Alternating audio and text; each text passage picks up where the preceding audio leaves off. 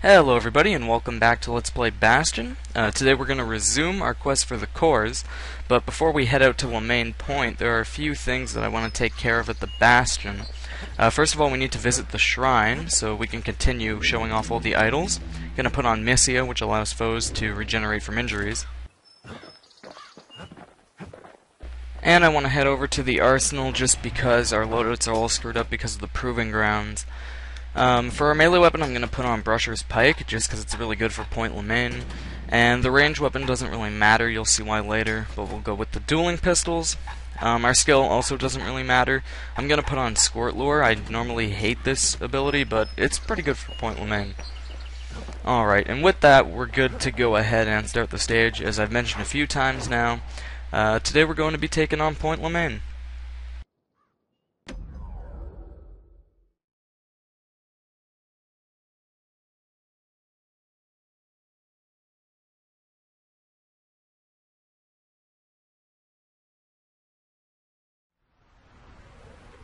Few places steeped in history and sweat so much as this. Point Lemaign. Now, Point Lemaign's pretty interesting and unique, but I'll talk about that a bit later. If the wilds could ever be tamed, it was gonna happen right here. Now, you can see a railroad track on the ground. You're going to see more throughout the stage, but that's what's left of the Grand Rail. But now, the greatest outpost past the city line is nothing but a freak show. And what the Grand Rail was, obviously it's a railroad, and it was responsible for bringing the riches from the wild to Caelondia.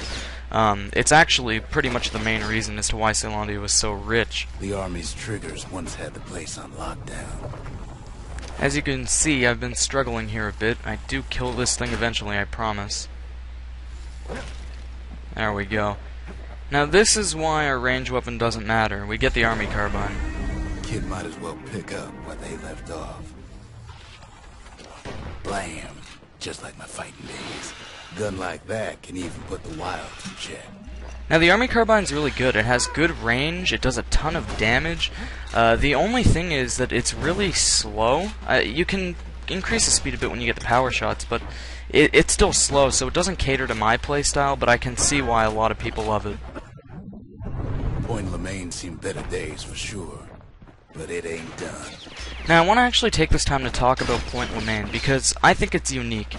Now as far as I understand, the cores were put in important areas of the city and it kept them alive. Like that's what helped, or that's the reason they survived the calamity, because the cores were there. The shards are weaker cores that were put in the wild in hopes that they would be colonized eventually, but Point Lemaign doesn't really fit that criteria. Whole place shudders in a fit. The Grand Rail of Point Lemaign. Not only is it still there, it still works. Of course, it's no longer shipping hides and alloys and spices, but it can give the kid a lift. Just as long as it can stay clear of the trouble on the tracks.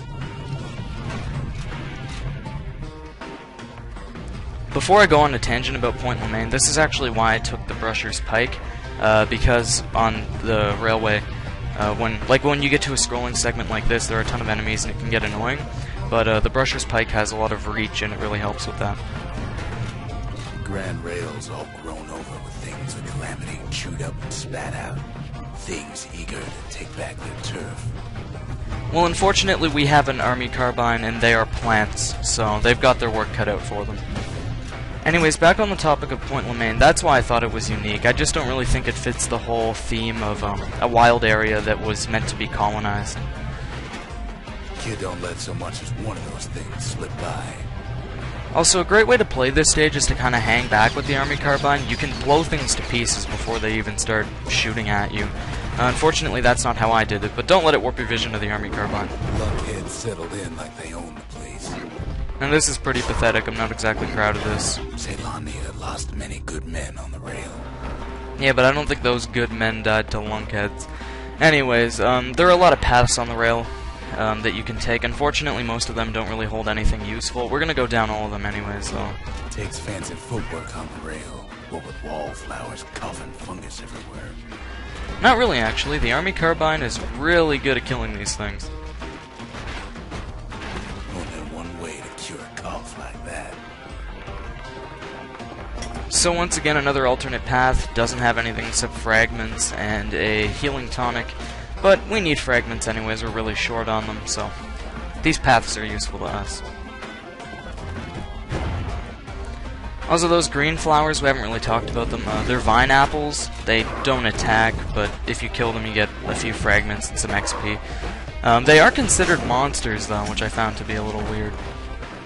I consider them to be more of a decoration, like a crate you'd find on the ground that you can break open for fragments. Oh well, though. It's not my game. Another alternate path here. Nothing down here except some fruit, although this enemy does drop fragments. Once again, really short on fragments, so we'll be hitting up all these paths. Closed off, but now it's split open like a rotten pineapple. We're approaching an arsenal, which is customary for stages where you gain a weapon in case you want to switch it out. Of course, the Grand Rails seen much more fighting in bygone times. Near on 50 years ago, first shots fired in the Ura-Celandian War. Yep, Point Lemaign is actually what triggered the entire Ura-Celandian War. It was all over a territorial dispute over Point Lemaign, believe it or not. You'll want to come down this path as we have an upgrade material. Probably the only really useful path if you don't need fragments. Something I hate about these peckers is that you usually end up killing them with your army carbine while they're not floating over the path, and then you have to watch as those fragments just fall to nothingness. When you're really short on fragments, that's kind of painful to watch. It was right here that Zulf's Ura forefathers decided to mix it up.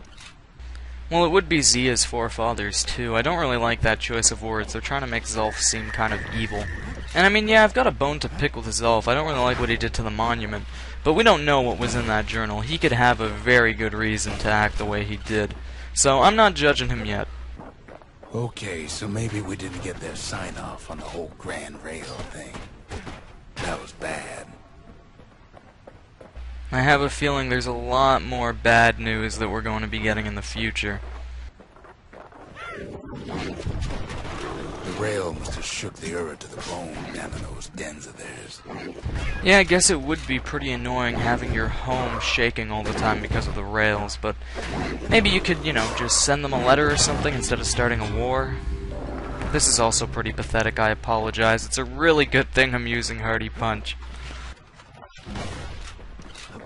And yes, I did see the shard, but like I said, we're exploring all the paths, even if they have nothing but fragments and vine apples.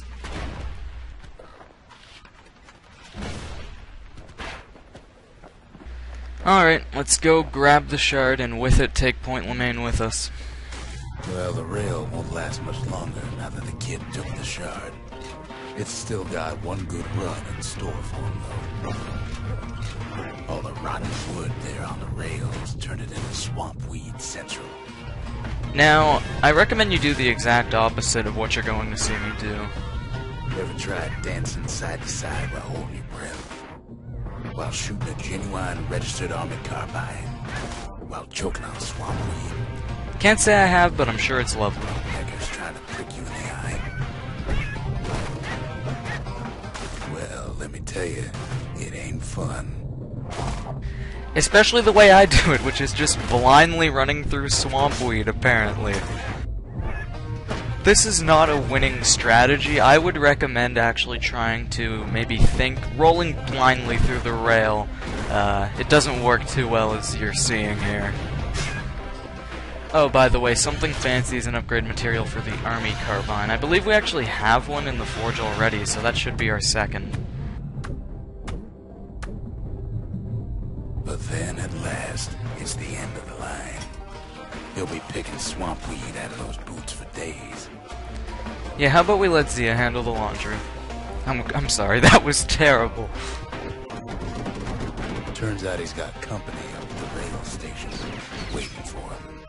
This part is not hard at all, you just have to time it right with the army carbine, but I'm kind of an idiot, so... Not much wiggle room up there near the rail. Once the pin cushion's dead, though, you can just hold back and use their army carbine. Not just another wallflower, pincushion, mind you. At first he thinks it's Zulf. Turns out he's wrong. "This is for you," says the man. Then wham!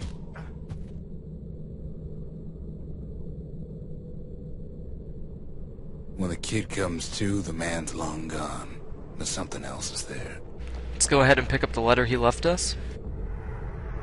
The only words Kid recognizes on that parchment are for Zia. Right, so it's a letter from Zulf to Zia, but Zulf did not give it to us, so he's clearly met other survivors. Well, what's a kid to do? He took the shard, he took the hit, and he took that note.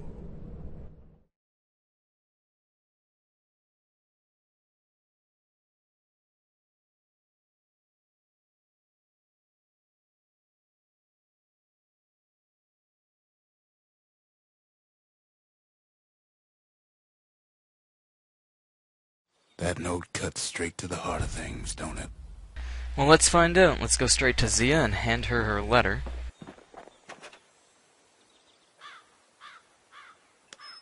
The note says it plain. Zia, go east to learn the truth about the calamity and our people. I'll be waiting. Sincerely, Zulf. Well, now we know that the journal held secrets of the Calamity and the Ura that we've yet to discover. Zulf clearly has some kind of reason to run away, and we also know Zulf is to the east. Finding gourmet ingredients ain't easy these days, but we'll take what we can get. Now, even though the letter was for Zia, Rux has a few things to say about it, so we'll go talk to him as well. Zulf's messenger was one of his people. Wonder just how many of them survived. And what exactly Zulf told him. Yeah, I don't like this. It's almost like he's recruiting people, or gathering them, I guess. Alright, let's go ahead and use our shard. It ain't too late to unlock the potential of this place. I know exactly what I want to upgrade. I'm going to upgrade the forge just because I do want all 5 tiers. It'll be good for the Proving Grounds and just in general to have.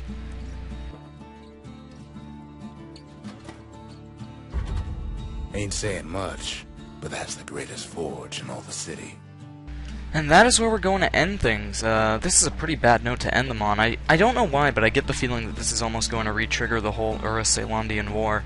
I guess we'll find out more next time. I will see you guys then.